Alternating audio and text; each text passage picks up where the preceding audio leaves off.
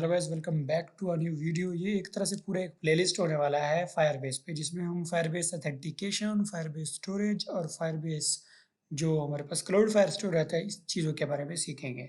So first of all हम यहाँ पे कनेक्ट कर लेते हैं अपने प्रोजेक्ट को फायरबेस के साथ। अच्छा, तो यहाँ पे हम टूल्स में जाएंगे, फायरबेस पे क्लिक करेंगे तो यहाँ पे उसका असिस्टेंट हमारे सामने ओपन हो जाएगा। फायरबेस एक ऐसा हमारे पास डेटाबेस रहने वाला है जहाँ पे ऑथेंटिकेशन, हमें क्लाउड फायर स्टोर और रियल टाइम डेटाबेस के ऑप्शन मिल जाते हैं। ओके, अब यहाँ पे आप ऑथेंटिकेशन पे क्लिक करके कोई भी ऑप्शन चूज कर लें और यहाँ पे कनेक्ट टू फायरबेस पे क्लिक कर लें। इसके बाद आपका हो जाएगा वेब ब्राउज़र ओपन। वहाँ पे आपका जो गूगल अकाउंट है कोई भी ओपन हो और आप फायरबेस पे आप लॉग इन हो, ठीक है।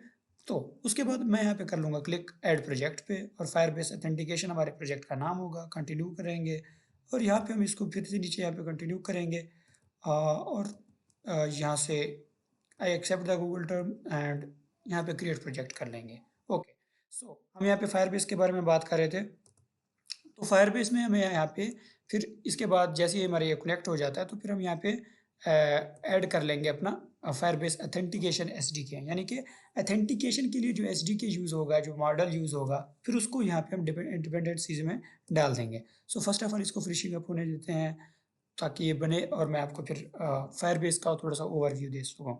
सो यहाँ पे हम कंटिन्यू करते हैं। सो फर्स्ट ऑफ ऑल हम एक ओवरव्यू लेते हैं फायरबेस पे। पहले हम इसको यहाँ पे कनेक्ट करके रीओपन कर लेते हैं। ओके, सो मैं इसका वेट कर रहा हूँ यहाँ पे ये आ जाए। सो इसको मैं कनेक्ट पे क्लिक कर देता हूँ और अब इसको मैं रीओपन कर लेता हूँ। सो अब यहाँ पे हमारे पास प्रोजेक्ट ओवरव्यू में काफ़ी सारी चीज़ें रह रही हैं, जैसे कि ऑथेंटिकेशन। अब ऑथेंटिकेशन को पहले समझते हैं इस पे क्लिक करके। ओके, सो यहाँ पे हमारे पास यहाँ डिटेल है उसके बारे में, डॉक्यूमेंटेशन है। सो यहाँ पे हम गेट स्टार्टेड पे क्लिक कर लेते हैं। अब हमारे पास काफ़ी सारे साइन इन मेथड्स यहाँ पे सामने शो हो रहे हैं। अब हम अपने ऐप में चाहें तो ईमेल पासवर्ड के थ्रू किसी भी यूज़र को लॉगिन करवा सकते हैं, साइन अप करवा सकते हैं। अब और भी हमारे पास जैसे आ रहा है फ़ोन, यानी कि मोबाइल पे ओटीपी जाएगा, इस तरह से भी हम ऑथेंटिकेशन करा सकते हैं।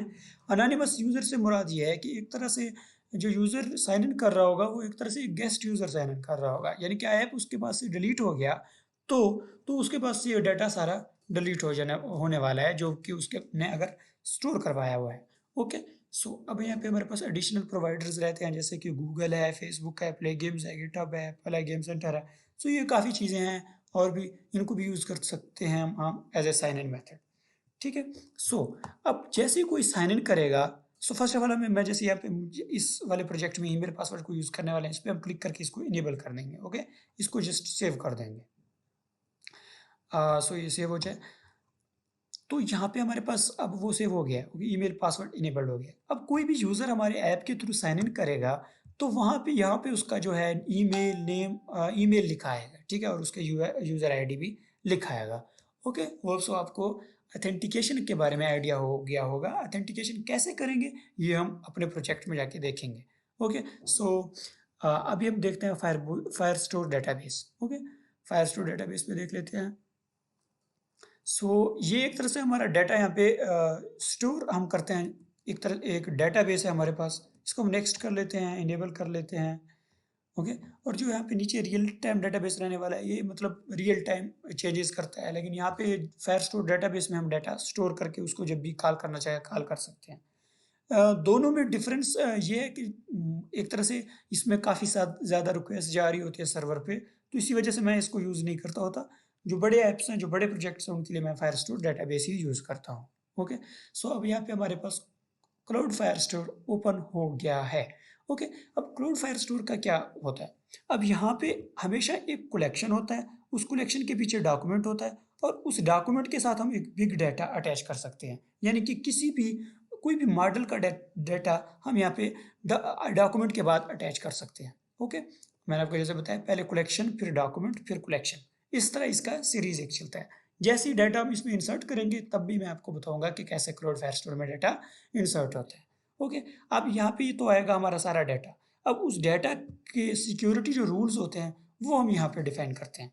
ओके, सो यहाँ पे रूल्स में ये लिखा हुआ है, allow read write if false. मतलब ये है यहाँ पे जो रीड राइट है हमारा, मतलब डेटाबेस से डाटा रीड करना, डाटा गेट करना और या डेटाबेस पे कोई डाटा लिखना, वो हमारा इधर फॉल्स हुआ ठहरा है। अब हम तो नहीं चाहते फॉल्स हो, बिकॉज हमने डाटा रीड भी करना है, राइट भी करना है, तो हम यहाँ पे एक और सिक्योरिटी रख देंगे, request dot auth not equal to null. हम यहाँ पे ये कह रहे हैं कि जब तक एक यूज़र साइन इन ना हो तब तक वो क्या करे, रीड और राइट ना कर सके। अगर नल नहीं है, मतलब अथेंटिकेटेड है, तो फिर रीड राइट वो कर पाएगा। सो पब्लिश कर देते हैं इसको हम यहाँ पे। ओके, सो अब हम बात करते हैं रियल टाइम डेटाबेस को, अभी स्किप करके हम स्टोरेज पे आ जाते हैं। ओके, सो स्टोरेज पे हम आ गए। यहाँ पे स्टोरेज पे जो रहने वाला है, यहाँ पे एक तरह से हम अपने पिक्चर्स वीडियोस यहाँ पे अपलोड करते हैं। ओके, एक तरह से अपलोड करते हैं, फिर हमें उनका एक पाथ मिलता है और उस पाथ को हम फिर क्या करते हैं, अपने डेटाबेस में स्टोर करते हैं। ओके, ये स्टोरेज एक तरह से यहाँ पे हम अपनी इमेज वगैरह, वीडियोस वगैरह सिर्फ स्टोर कराते हैं। ओके, ये उसके बदले में हमें एक देता है पाथ, और उस पाथ को हम स्टोर कर देते हैं फायरस्टोर डेटाबेस में। होप सो आपको ये बातें अगेन समझ आ रही होंगी, और इसके भी रूल्स देख लेते हैं। अगर इसके रूल्स में कोई इशू है तो वो भी हम फिक्स कर देते हैं। तो यहाँ भी सेम वही बात है, इसको भी हम रिक्वेस्ट डॉट आथ नॉट इक्वल टू नल कह देते हैं कि अगर रिक्वेस्ट अथेंटिकेशन नल नहीं है तभी इसको रीड राइट करने दो। ठीक है, सो इसको हम पब्लिश कर देते हैं। ओके, तो हमारे जो स्टोरेज का भी काम हो गया, डेटाबेस का भी काम हो गया। अब हम अपना ऐप बनाना कंटिन्यू करते हैं। हमने अथेंटिकेशन में ईमेल पासवर्ड को इनेबल कर रखा है। सो मतलब ये हमारा जो काम है फायरबेस के रिलेटेड तकरीबन हो गए हैं। ओके, सो अब यहाँ पे add the Firebase authentication SDK. ठीक है, ये अथेंटिकेशन एसडीके हम यहाँ पे अपने ऐप में ऐड कर रहे हैं। इसके अलावा जैसे फायरबेस का हम अगर क्लाउड फायरस्टोर यूज़ कर रहे हैं एंड जो है ये, तो उसके लिए भी हमें क्या करना पड़ेगा, इसका भी एसडीके ऐड करना पड़ेगा। पहले ये फिनिश हो जाए फिर हम ये वाला भी ऐड कर लेते हैं। ओके, सो अब यहाँ पे हम अपना फायरबेस जो है फायर स्टोरेज फॉर फायरबेस, इसको भी इनेबल कर देते हैं। अच्छा, ये हम सभी इतने सारे क्यों ऐड कर रहे हैं, बिकॉज हम एक पूरा प्रोफाइल यूज़र का कराना चाहते हैं स्टोर, यानी कि एक profile picture, name, email and password. Email and password तो हमारा ऑथेंटिकेशन में सेव हो जाएगा, नेम और नेम तो हमारा फायर स्टोर में, और बाकी जो ये पिक्चर होगा ये हम स्टोर करवाएंगे अपने स्टोरेज में, और फिर स्टोरेज से पाथ लेके डेटाबेस में स्टोर करवाएंगे। ये सब के बारे में अभी हम डिस्कस कर लेते हैं। जो हमारा साइन अप एक्टिविटी है इसमें आ जाते हैं, और क्रिएट अकाउंट, ये जो मैंने क्रिएट अकाउंट पे ये मैंने लेआउट सारा पहले बनाया हुआ है क्रिएट अकाउंट का, यानी कि ये जो बटन है इस पर क्लिक करवाया हुआ है और एक इमेज व्यू लगाया हुआ है, बाकी 3 एडिट टेक्स्ट है हमारे पास। ओके, अब बाइंडिंग डॉट क्रिएट अकाउंट पे जैसे कोई क्लिक करता है तो वो क्या करता है कि ईमेल पासवर्ड फील्ड से गेट कर लेता है। ओके, सो ईमेल पासवर्ड तो गेट कर लेता है। अब यहाँ पे हम एक प्रोग्रेस डायलॉग बना लेते हैं, ताकि जैसी कोई क्लिक करे तो एक प्रोग्रेस डायलॉग ओपन हो। Okay, new dialog, progress dialog, और दिस पास कर देंगे। ओके, अब ईमेल पासवर्ड और स्ट्रिंग, बाकी जो है हमारे पास जो नेम रहने वाला है, नेम को भी हम गेट कर लेते हैं। ओके, सो नेम का मैंने यहाँ पे आईडी नहीं दिया, आई थिंक सो। सो यहाँ पे इसका नेम दे देते हैं आईडी। ओके, सो अब हम क्या करने वाले हैं, फर्स्ट ऑफ ऑल अथेंटिकेशन करवाने वाले हैं कि यूज़र को फायरबेस पे अथेंटिकेशन करवाएंगे। क्यों? क्योंकि उससे पहले ना तो हम रीड कर सकते हैं ना तो राइट कर सकते हैं। ओके, सो अब फायरबेस का जो अथेंटिकेशन वाला मॉडल है उसको कॉल कर लेते हैं, वो है फायरबेस ऑथ हमारे पास। ओके, एफ ऑथ में इसका नाम रख देता हूँ, और इसको मैं यहाँ पे इनिशियलाइज करूँगा F auth equal to Firebase auth great instance. Okay, अब यहाँ पे इतना आसान है फायरबेस पे अथेंटिकेशन कराना। एफ ऑथ डॉट हम यहाँ पे लिखेंगे sign in create user with email and password. ठीक है, हमारे पास एक पूरा फंक्शन आ रहा है। अब ये हमें से मांगेगा एक तो ईमेल, दूसरा पासवर्ड। हम यहाँ पे ईमेल दे देते हैं और एक पासवर्ड दे देते हैं। ओके, अब इसके बाद हमारा वो यूज़र क्रिएट कर देगा, लेकिन हमें पता कैसे चलेगा कि हमारा यूज़र क्रिएट हुआ है कि नहीं हुआ? तो इसलिए हम यहाँ पे क्या कहेंगे, ऐड ऑन सक्सेस लिसनर। ठीक है, फिर new on success listener. Okay, अब अगर यूज़र क्रिएट हो जाता है तो ऑन सक्सेस कॉल हो जाएगा, अगर नहीं होता तो add on failure listener call हो जाएगा, कि वो रीजन बताएगा भाई क्यों नहीं होगा, क्यों नहीं हुआ। सो यहाँ पे जो ऐड ऑन फेलियर लिसनर है यहाँ पे हम एक टोस्ट करा लेंगे ई डॉट गेट मैसेज।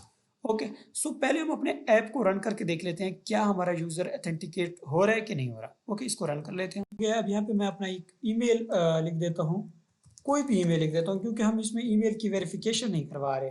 ठीक है, ऐसा तो हम कराना चाहें तो करा भी सकते हैं, 1 2 3 4 5 6 क्रिएट अकाउंट। और यहाँ पे हमने एक डायलॉग भी नहीं बनाया, सो ये हमें सब कुछ करना होगा अभी भी। हम यहाँ पे अपने डेटाबेस में जाते हैं और इसको रिफ्रेश करते हैं। तो यहाँ पे आप देख सकते हैं कि एक यूज़र हमारे पास साइन इन हो गया। अब आपको पता चल गया है कि फायरबेस को यूज़ करते हुए हम कितने आसानी से ऑथेंटिकेशन करा सकते हैं।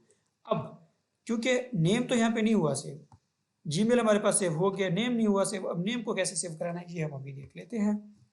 सो यहाँ पे जैसे ही हमारे पास ये जो है यूज़र साइन इन हो जाता है, तो उसके बाद हम पहला पहला काम क्या करते हैं कि नेम से पहले भी हम क्या कर लेते हैं, अपने पिक्चर को अपलोड करवा लेते हैं। ठीक है, अब पिक्चर को कैसे अपलोड करवाएं, यहाँ पे मैंने एक्टिविटी मेनू में बनाया है कि जैसे इस पर क्लिक करें तो ताकि पिक्चर ओपन हो, गैलरी ओपन हो। सो वो कैसे करेंगे अब यहाँ पे वो हम देख लेते हैं।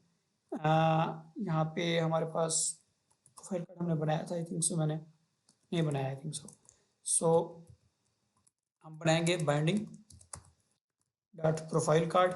जैसे उस कार्ड पे क्लिक करेगा कोई तो क्या करे कि पहले तो परमिशन चेक करे। ये मैंने इसके लिए एक फंक्शन बनाया हुआ है, चेक परमिशन। ये गैलरी का एक परमिशन होने वाला है जिससे हम उसको कहेंगे कि हम कोई भी परमिशन उसको दे देंगे, वो उस परमिशन को चेक करेगा इफ के कंडीशन लगा के कि अगर परमिशन डिनाइड है तो वो क्या करेगा, रिक्वेस्ट परमिशन कर देगा, परमिशन के लिए रिक्वेस्ट भेजेगा। अगर डिनाइड नहीं है तो फिर इमेज यूजर को कॉल करेगा, वो अभी हम यहाँ पे बनाएंगे। ओके, सो प्रोफाइल कार्ड यहाँ पे कहाँ गया। ओके, अब यहाँ पे हम क्या लिखेंगे, check self permission manifest dot permission dot read external storage. Okay, हमें ये वाला परमिशन चाहिए। ओके, सो पहले तो परमिशन मांगेगा, वरना अगर नहीं मिले उसको, मिल गए तो फिर इमेज यूज़र में आएगा। सो यहाँ पे हम एक इंटेंट बना लेते हैं क्योंकि हमने जाना है कहीं दूसरे जगह, तो इसलिए उसके लिए हम यूज़ करते हैं इंटेंट। ठीक है, intent dot set type image. ठीक है, ओके, सो अब यहाँ पे हम इंटेंट को सेट जो है अपना एक्शन कर देंगे। वो होगा हमारे पास intent dot action get content. Okay, और इसको हम कर देंगे स्टार्ट एक्टिविटी फॉर रिजल्ट। और यहाँ पे हम पास कर देंगे अपना इंटेंट, और एक हमने यहाँ पे बनाया गैलरी रिक्वेस्ट कोड। ये आप एक गैलरी रिक्वेस्ट कोड जैसे मैंने ये बनाया है, PSF private static final int एक बनाया है गैलरी रिक्वेस्ट कोड, और उसके सामने कोई सा भी कोड रख दिया। आप कोई सा भी कोड इसके सामने रख सकते हैं। अब जैसे ही हमारे पास पिक्चर आएगा, वो पिक्चर कहाँ पे आएगा, वो आएगा हमारे पास एक्टिविटी रिजल्ट में। सो इसको हम कैसे गेट करेंगे, if request code equal to gallery request code. ठीक है, अगर इसके इक्वल होता है, अब यहाँ पे हम और एक चेक लगाएंगे, if data dot get data not equal to null. अगर नल नहीं है डाटा तो हम क्या करेंगे, एक URI बना देंगे, URI data dot get data. Okay, और जो हमारा प्रोफाइल कार्ड होने वाला है, बाइंडिंग डॉट जो प्रोफाइल पिक्चर होने वाला है, जो इमेज व्यू है, उसमें हम सेट इमेज URI कर देंगे, ये वाला URI। Okay, so hope so आपको ये बातें समझ आ गई हूँ। सो गैस ऐप तो रन हो गया है, लेकिन यहाँ पे हमने मैनिफेस्ट में जो कि लाजमी पहले लिखना होता है कि हम कौन कौन से परमिशन लेने वाले हैं, तो वो हमने लिखा नहीं है। इसी वजह से जो है मैं जैसे क्लिक कर रहा हूँ तो कोई उससे फ़ायदा नहीं हो रहा, क्लिक एक तरह से वर्क नहीं कर रहा। तो यहाँ पे हम यूज़र परमिशन लिखेंगे रीड एक्सटर्नल स्टोरेज, और इसको फिर से रन करके देख लेते हैं। सो ऐप रन हो गया, क्लिक करते हैं हम यहाँ पे, और यहाँ पे हमारे से परमिशन मांग रहा है और हमने परमिशन दे दिए। Okay, and then again click करते हैं तो यहाँ पे हमारे पास ओपन कर रहा है फाइल एक्सप्लोरर, और यहाँ पे मैं कोई भी पिक क्लिक कर लेता हूँ। सो यहाँ पे मैंने इस पर क्लिक कर लिया और ये हमारे पास यहाँ पे सेट हो गया। अब क्या करना है, इसको भी, नेम को भी, इन सबको भी अब स्टोर कराना है हमने अपने डेटाबेस में, कहीं तो फाइल स्टोरेज में, तो ये करा लेते हैं। सो ये हम कैसे कराएंगे, मेन एक्टिविटी में आएंगे, और जैसे ही हमारे पास ये अकाउंट क्रिएट हो जाए, हम यहाँ पे एक और काम कर लेते हैं, स्टोर इमेज। हमने यहाँ पे स्टोर इमेज बना लिया है, और यहाँ पे हम अपना क्या कर लेंगे, नेम भी पास कर लेंगे, क्योंकि नेम को भी हमने स्टोर कराना है। हाँ, ओके, सो नेम पास कर लिया, और वो जो इमेज URI है ये वाला, इसको हम क्या कर लेंगे, ग्लोबली इनिशियलाइज कर देंगे, ताकि हमें बाद में अगर चाहिए हो तो हम कहीं से भी इसको कॉल कर सकते हैं। सो आइडिया आपको कि वेरिएबल्स को ग्लोबली इनिशियलाइज करने का क्या फ़ायदा होता है।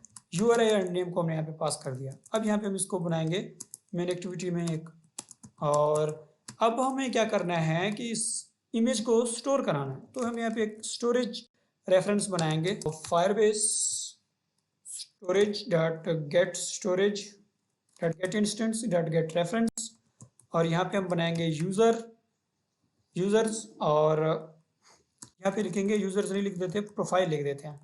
प्रोफाइल प्लस यहाँ पे क्या आएगा, जो भी यूज़र का आईडी होगा वो आएगा। सो वो कैसे हमें मिलेगा, वो इस तरह मिलेगा, यहाँ पे हम आथ रिजल्ट पास कर देते हैं, ठीक है। Auth result dot get user dot get U I D. Okay, so ये हमें यू आई डी यहाँ पे मिल जाता है। यू आई डी क्या हमें रिटर्न कर रहा होता है ये देख लेते हैं, एक स्ट्रिंग रिटर्न कर रहा होता है। सो तो यहाँ पे देख लेते हैं string you I D.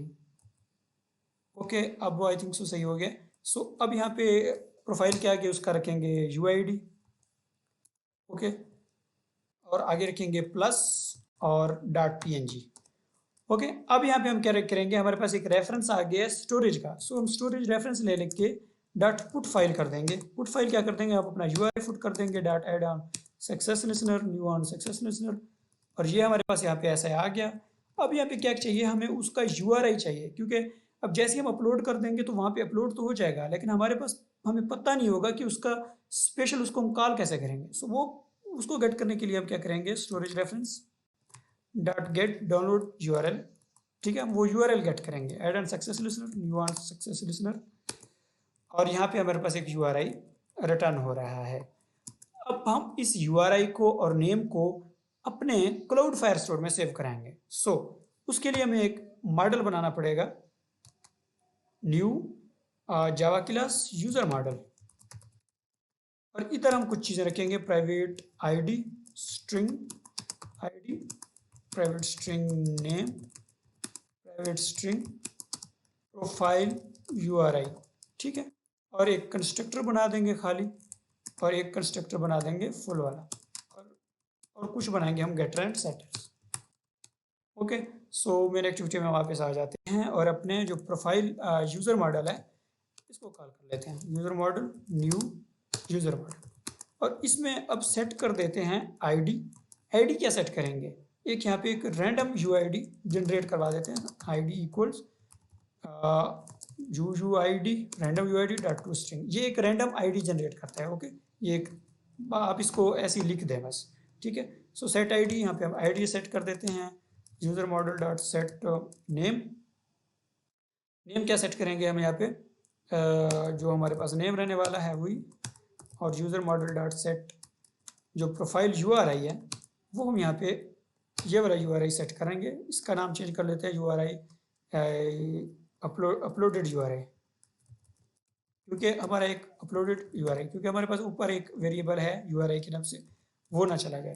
Okay, सो यहाँ तक तो हमारे पास हो गया है, और ये एक यूआरआई है, इसको चाहिए एक स्ट्रिंग, तो पहले इसको हम क्या कर लेंगे, स्ट्रिंग में कन्वर्ट कर देंगे, स्ट्रिंग डॉट पार्स या वैल्यू ऑफ, और इसको हम यहाँ पे यूआरआई को स्ट्रिंग में कन्वर्ट कर रहे हैं एक तरह से। अब हमने करना है इस डेटा को डेटाबेस में स्टोर, तो उसके लिए हमें एक चाहिए होगा फायर स्टोर।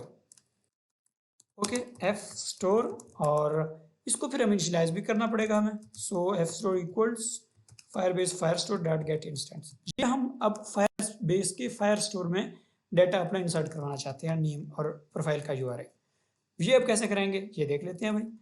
ये अब यहाँ पे हम इस तरह कराएंगे कि फायरबेस स्टोर को कॉल करेंगे। अब मैंने आपको जैसे बताया था कि पहले कलेक्शन बनाते हैं, डॉट कलेक्शन बना लेते हैं। अब कलेक्शन किस चीज़ का हो, हमारे पास कलेक्शन हमें चाहिए यूज़र्स का।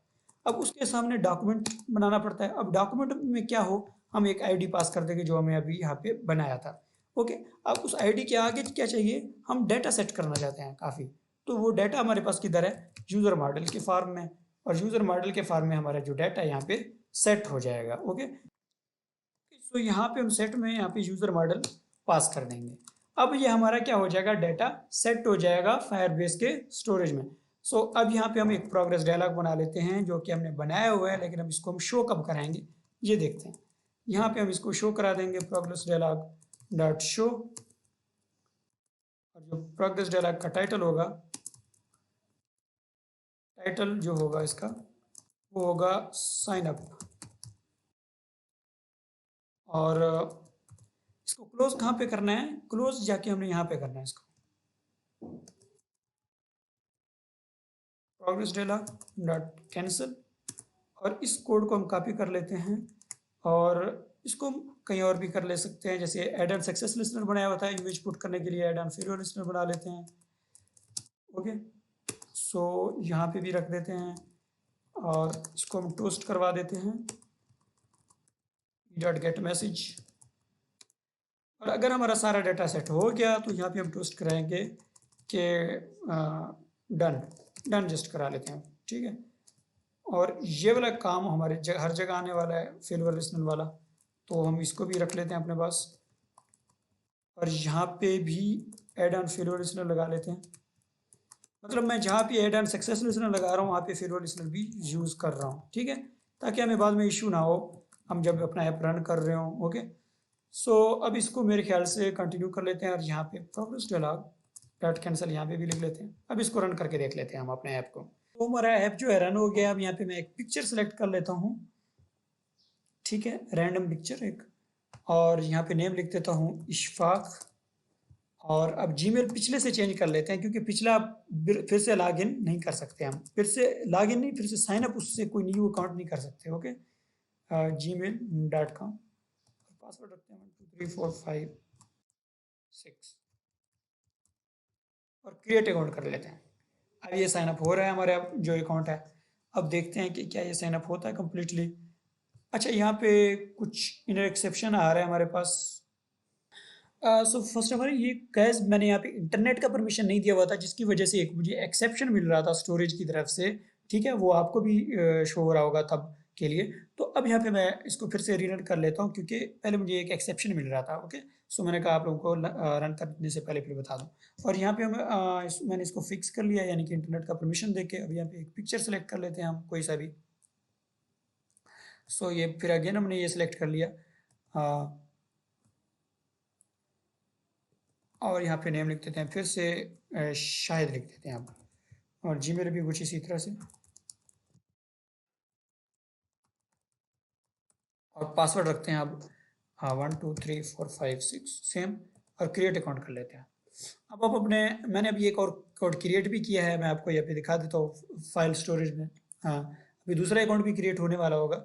हाँ, मैं आपको यहाँ पे दिखा देता हूँ, पहले ये भी रन हो रहा हो।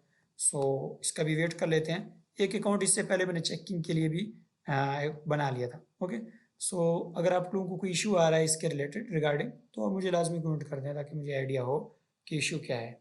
सो ये भी डन हो गया। अब यहाँ पे क्या हो रहा है कि एक ही सारे साथ में आ रहे हैं, डॉट पीएनजी सब कुछ, तो इसका क्या हल है? ये तो कुछ गलत हो रहा है ना, ऐसे सबका आएगा, सबका इधर ही सेव हो जाएगा तो खराब लगेगा इसके लिए। तो इसके लिए हम क्या करेंगे, अभी ये देखते हैं। सो इसके लिए यहाँ पे हम अपने आएंगे जहाँ पे हमने अपलोड करवाया था अपना इमेज। इमेज हमने कहाँ पे अपलोड करवाया था ये अभी देख लेते हैं, स्टोर इमेज। सो यहाँ पे हम जस्ट एक स्लैश लगा देंगे हर एक के पीछे, तो क्या हो जाएगा, एक तरह से एक हमारे पास ये बन जाएगा कुछ इस तरह से। ओके, अब इसको हम फिर से कर लेते हैं रन, और अब की बार देखना कि पिक्चर जो है अपडेट होगा, न्यू पिक्चर जाके अपलोड होगा। और अब यहाँ पे मैं आपको अपना डेटाबेस दिखा लेता हूँ क्योंकि हमने एक अकाउंट बनाया है, तो उस अकाउंट का जो इमेज है वो भी तो स्टोर हो जाना चाहिए। सो अब यहाँ पे आप देख सकते हो जो प्रोफाइल यूआरआई में आपका जो ये स्टोर हो रहा है। ओके, ये जो है इसको हम क्या कहेंगे, प्रोफाइल यूआरआई, वो भी आप यहाँ के डेटाबेस में हमने आके स्टोर कर लिया है। ओके, सो अब फिर से हम रन कर लिया, अब फिर से हम कोई डाटा यहाँ पे चूज़ कर लूँगा मैं।